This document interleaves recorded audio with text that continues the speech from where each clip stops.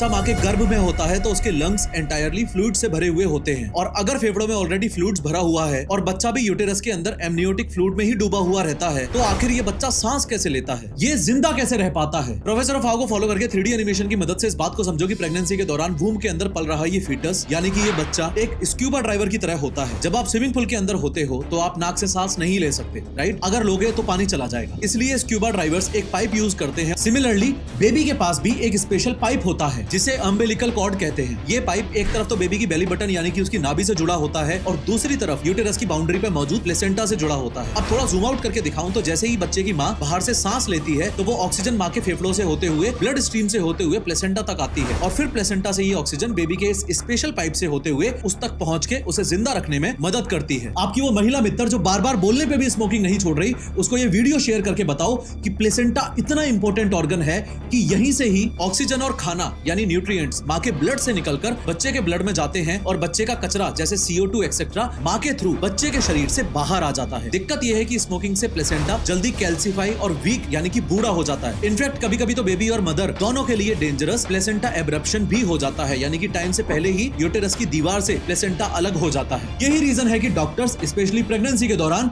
Smoking करने के लिए मना करते हैं।